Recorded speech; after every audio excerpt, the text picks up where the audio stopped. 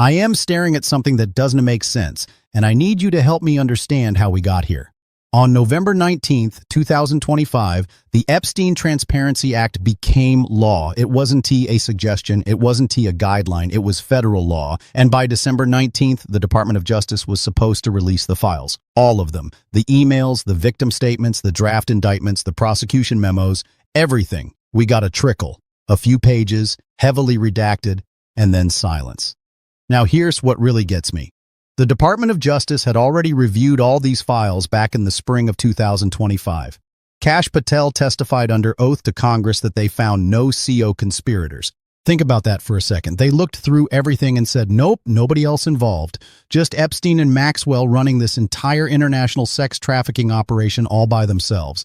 But suddenly, now there are millions of files they haven't looked through yet. Millions. The same files they already reviewed and found nothing in. You see the problem here? And when a reporter asked Trump directly why he is not releasing these files, a law that he himself signed, you know what he did? He called Representative Thomas Massie, the guy pushing for the release, a loser who needs to see a psychiatrist. Let me stop right there because I believe this reveals everything about what is happening. And maybe I'm wrong. Maybe I am connecting dots that aren't there. But stick with me because what I discovered in over 1,200 comments on this story changed how I see this entire situation. First, let's talk about what we know for certain. Haley Robson, an Epstein survivor who has been incredibly brave and outspoken, sent a letter to the judge overseeing this case. She is asking for a special master to be appointed to force the government to comply with the law. Read that again. A survivor of sex trafficking has to beg a judge to appoint someone to make the federal government follow its own law. And what is she asking for? The most basic, innocuous things imaginable. She wants the hundreds of thousands of pages of emails and documents from computers seized in the 2018 and 2019 investigations. Bloomberg News already has these emails. News organizations have them. But the public doesn't. She wants the victim interview statements. The FBI 302 forms where these women, some of them still minors at the time, came in and relived their most traumatic experiences so there could be justice. They re-asking for their own statements back, their own words about what happened to them. She wants the 51-page draft indictment and the 82-page prosecution memo from the 2007 Florida investigation. Documents the Department of Justice created themselves to justify prosecution. Documents that instead led to that sweetheart non-prosecution agreement that let Epstein walk. These aren't state secrets. These aren't classified intelligence documents. These are basic legal files that should be at their fingertips. So why the delay? Why the resistance? Why is Trump attacking a Republican congressman for demanding compliance with a law Trump signed? I spent 3 days reading through 1,200 comments trying to understand what people are really thinking about this. And what emerged was fascinating and honestly kind of heartbreaking. About 62% of commenters expressed some version of, we all know Trump is in those files and that why he won to release them. The anger was palpable, but it wasn't just anger at Trump. It was anger at a system that seems to have different rules for different people. One person wrote something that stopped me cold. They said the law governs ordinary people. It does not govern the government and the wealthy, powerful individuals whose actions enabled widespread abuse. That's a quote from Haley Robson's letter to the judge, and it captures what I am seeing in these comments. People across the political spectrum, from Trump supporters to his harshest critics, are united in this one belief. There's a two-tiered justice system, and the Epstein files prove it. Now, about 38% of comments came from a different angle. These folks pointed out that it's not just Trump. They noted that Democrats probably appear in these files too. Bill Clinton's name has been mentioned, other powerful figures from both parties. And they re-saying, release it all. If it brings down Democrats, bring them down. If it brings down Republicans, bring them down. If it brings down princes and Hollywood elites, bring them all down. And you know what? I think they were absolutely right about that. This should not be a partisan issue. This is about children who were trafficked and abused. This is about powerful men who thought they were untouchable. This is about a system that protected predators because they had money and connections. But here's where I have to be honest with you. While I absolutely believe we should pursue justice regardless of party affiliation, the person currently blocking the release is Trump. He S, the one who signed the law and is now defying it. He S, the one whose Department of Justice is in contempt. He S, the one who, according to reporting, told Marjorie Taylor Greene on a speakerphone that many people heard that releasing the files would hurt his friends. His friends. Think about that phrase for a moment. What kind of friends would be hurt by the release of files about child sex trafficking? What does that tell you? I read a comment that said something I haven't been able to stop thinking about. It said, Trump doesn't have friends. He has accomplices and sycophants. And I believe that S true. Look at how he S treated everyone who is ever been close to him. He throws them under the bus the moment they were no longer useful. Michael Cohen, his own lawyers, his campaign managers, his cabinet members. So when he says releasing the files will hurt his friends, I don't think he's protecting them. I think he's protecting himself. Because if these supposed friends go down, they're taking him with them. Now let me address something that came up in about 15% of the comments. People saying, you're just obsessed with Trump. Nothing's going to happen anyway. Why do you keep talking about this? And here's why. Because Haley Robson wrote something in her letter that I think we all need to hear. She said, as survivors, this failure is not merely procedural. It is deeply personal. Continued non-compliance perpetuates the same secrecy that allowed these crimes to continue unchecked for years. Do you understand what she's saying? By hiding these files, the government is doing the same thing Epstein did. They reusing secrecy to protect predators. They resending the message that if you rich enough, powerful enough, connected enough, you can abuse children and face no consequences. There are survivors watching this right now. There are women who were trafficked as teenagers who are seeing the most powerful people in the country refuse to comply with a law designed to give them justice. What message does that send? I saw this exchange on CNN that I think everybody needs to see.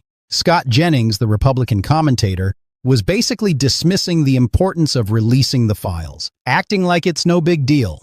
And Lee McGowan from Politics Girl absolutely destroyed him, she said. And I'm paraphrasing here, let's not get our knickers in a twist over child rape. Are you serious? This is a multinational, multi-generational child and woman sex trafficking ring. And you reacting like it's trivial? She pointed out that they were 30 days late in following the law. They didn't explain why they redacted what they did. And the behavior of hiding this information is not the behavior of innocent people.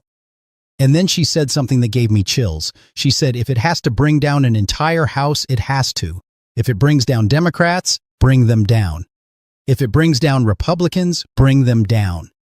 But what it feels like right now is that there's a giant cabal of people that do not have to listen to the law.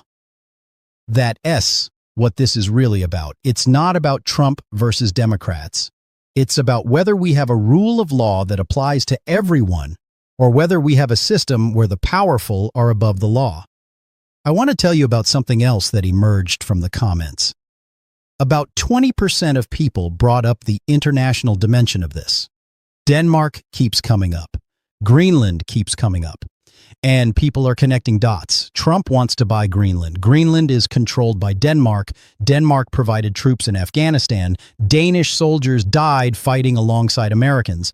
And now Trump is threatening our relationship with them while simultaneously refusing to release files that may implicate international figures. Is there a connection? I don't know. But the pattern is suspicious. And when you re-dealing with someone who has spent his entire life using chaos and distraction to avoid accountability, you have to look at what he's trying to distract you from. Think about what has happened in just the last week. ICE agents executing American citizens in the streets, threats to invade other countries, trade war escalations. And through all of this noise, we're supposed to forget about the Epstein files, but we won because there are real victims waiting for justice. I read dozens of comments from people saying they don't trust the system anymore. They don't believe anyone will be held accountable. They've lost faith that justice exists for powerful people. And I understand that cynicism. I feel it too sometimes. When you watch powerful people break the law over and over with no consequences, it's hard to maintain hope. But here, it's what I keep coming back to. The survivors haven't given up. Haley Robson is still fighting. Other survivors are still speaking out. They were still demanding justice even though they've been betrayed by the system over and over again. If they can keep fighting, so can we. Now, I need to talk about something that a lot of comments brought up that I think is really important. The idea that this sex trafficking ring is still operating, that it didn't end with Epstein and Maxwell going to prison. I can approve that. I don't have evidence of ongoing trafficking by the same network. But I believe the commenters who raised this have a point. These networks don't just disappear because you arrest one or two people. There were clients, there were facilitators, there were people who provided locations and cover, and if those files are never released, if those people are never identified and prosecuted, then yes, the trafficking can continue. Different faces, same system. That's why this matters so much. It is not just about punishing people for past crimes. It is about preventing future crimes. It is about dismantling the networks that make this kind of abuse possible. Several comments mentioned something I hadn't considered before. They pointed out that Trump owned the Miss Teen USA pageant for 19 years. 19 years of access to teenage girls. Combined with his friendship with Epstein, his comments about walking into pageant dressing rooms, his history of allegations. I am not saying I can prove Trump was directly involved in trafficking. What I am saying is the pattern of behavior is deeply disturbing, and his desperate attempts to block the release of these files makes it worse. You know what innocent people do when they falsely accused? They demand transparency. They want the evidence out there so everyone can see they did nothing wrong. You know what guilty people do? They hide evidence.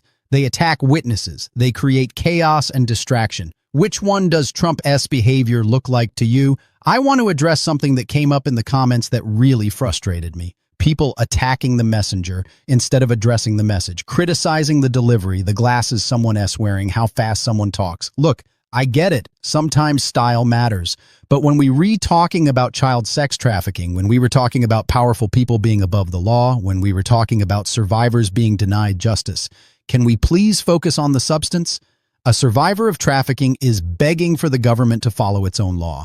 And some people want to criticize how someone presented that information. Come on, here's what I think is happening, and you can disagree with me. I think Trump signed the Epstein Transparency Act because he thought he could control the release. He thought his people at the Department of Justice would redact everything that mattered. He thought he could claim credit for transparency while actually maintaining secrecy. But then people started noticing that the redactions could be circumvented. The public started demanding real transparency. Members of his own party, like Thomas Massie, started pushing for full release.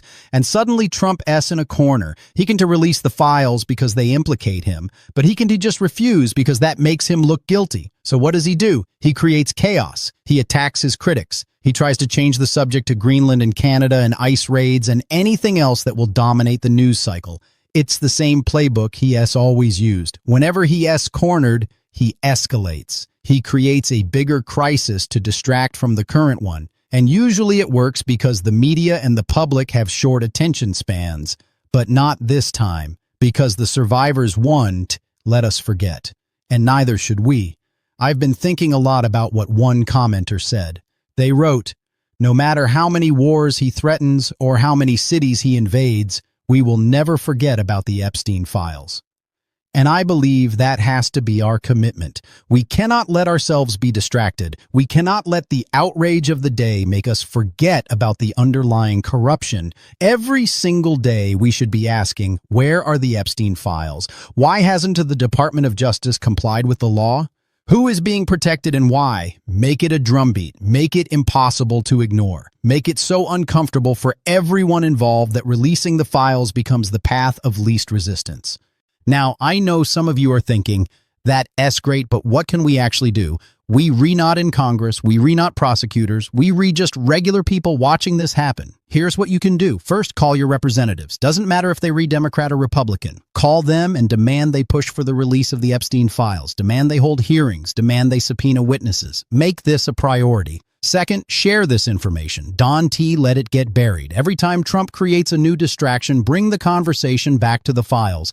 On social media, in conversations with friends and family, in comments sections. Keep the pressure on. Third, support the survivors. Organizations working with trafficking survivors need resources and support. Amplify their voices. Listen to their stories. Show them that we haven't forgotten and we won't give up. Fourth, vote. In every election, at every level, vote for people who will prioritize accountability and justice over protecting the powerful and hold them accountable when they don't. This isn't a hopeless. Change is possible, but it requires sustained attention and pressure. It requires refusing to be distracted. It requires caring more about justice for survivors than about political tribalism. I want to go back to something Haley Robson wrote in her letter because I think it is the most important thing anyone has said about this. She wrote, "We do not seek vengeance. We seek accountability, transparency, and equal application of the law." That's it. That is what this is about. Not revenge, not political gotchas, just the basic principle that the law should apply equally to everyone. That children who were trafficked deserve justice. That survivors deserve to see their abusers held accountable. Is that really too much to ask? I'll tell you what terrifies me about this situation. It is not just that powerful people might get away with horrific crimes. It is what that does to our entire system. When people see that the rich and powerful can traffic children and face no consequences, what does that do to their faith in justice? What does it do to their belief in democracy? What does it do to the social contract? It destroys it completely. And once that faith is gone, once people truly believe the system is rigged beyond repair, I don't know how you get it back. That's why this matters so much. It's not just about Epstein. It's not just about Trump. It's about whether we have a functioning justice system or whether we have oligarchy with a justice-themed facade. I've seen comments from people all over the world watching this, from Denmark, from the UK, from Australia, and they re-horrified. They re-watching America, supposedly the beacon of democracy and rule of law, completely fail to hold powerful people accountable for trafficking children. What does that do to America as standing in the world? How can we lecture other countries about human rights and rule of law when we won't even release files about child trafficking because it might embarrass powerful people? The hypocrisy is staggering, and the whole world is watching. Look, I know I am emotional about this. I know some of you think I should be more measured, more cautious in my language, but I am looking at survivors being denied justice. I am looking at powerful people openly defying the law. I am looking at a system that seems designed to protect predators. How am I supposed to react to that calmly? Haley Robson and the other survivors have shown incredible courage. They've relived their trauma publicly in the hope of getting justice and preventing other children from being abused. They've done everything right. They've followed the process. They've worked with investigators. They've testified. They've spoken out. And what have they gotten in return? Delays, excuses, redactions. And now open defiance of the law meant to give them transparency. If that doesn't make you angry, I don't know what will. I want to be clear about something. I don't know everything that's in those files. Nobody does except the people blocking their release. Maybe there are legitimate national security concerns about some small portion of the documents. Maybe there are privacy issues for victims that need to be carefully handled. But that's not what this is about. The Department of Justice isn't saying we need time to properly redact victim names and sensitive security information. They were just not complying. They re-ignoring the law. They re-in contempt. And when asked about it, Trump attacks the people demanding compliance and makes jokes. That's not the behavior of someone concerned about proper procedures. That is the behavior of someone who knows what's in those files and is desperate to keep them hidden. You know what gives me hope, though? Reading through all these comments, I saw something powerful. I saw people from different political backgrounds coming together around this issue. I saw Trump supporters saying, release the files even if it hurts Trump. I saw Democrats saying, release the files even if it implicates Democrats. That unity is rare these days. And it suggests that maybe, just maybe, there are still some principles that transcend partisan politics. Maybe child sex trafficking is one of those things that we can all agree is wrong and deserves justice. If we can build on that unity, if we can maintain that focus, we might actually get somewhere. So here's what I'm asking you to do. Don T, let this story die. Don T, let yourself get distracted by the next outrage or the next crisis. Keep asking where the Epstein files are. Keep demanding accountability. Keep supporting the survivors. And most importantly, Don T, give in to cynicism. Don T, let the bastards grind you down to the point where you just accept that this is how things are. Things can change, but only if we refuse to accept the unacceptable. Haley Robson is still fighting. The other survivors are still fighting. The least we can do is stand with them. Release the Epstein files. All of them. Unredacted. Now. Not because it will hurt Trump or help Democrats or vice versa, but because survivors of child sex trafficking deserve justice. Because the law should apply equally to everyone. Because we are supposed to be a country where no one is above the law. I am going to keep talking about this. I am going to keep pushing. I am going to keep demanding answers, and I hope you will join me. Because if we give up on this, if we let this slide, what one do we let slide? Where do we draw the line? I think the line is here. Child sex trafficking. That's the line.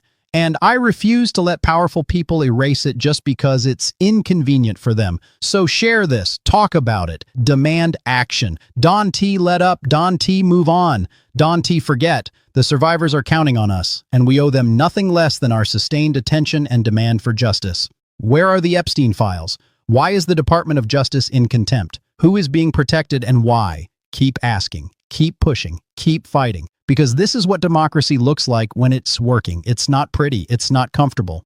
But it's people refusing to accept that the powerful are above the law. It's people standing with survivors. It's people demanding that justice means something. And I believe we can win this. I believe if we maintain the pressure, if we refuse to be distracted, if we make this too costly for them to continue hiding, they'll have to release the files. But it only works if we all commit to this, all of us, together. So I am asking you, will you commit? Will you keep this issue alive? Will you stand with the survivors? I am in, and I hope you are too. Thank you for watching. Thank you for caring. And thank you for refusing to accept that this is just how things are. We can do better. We have to do better for the survivors, for justice, for the basic principle that no one, absolutely no one, is above the law. Not even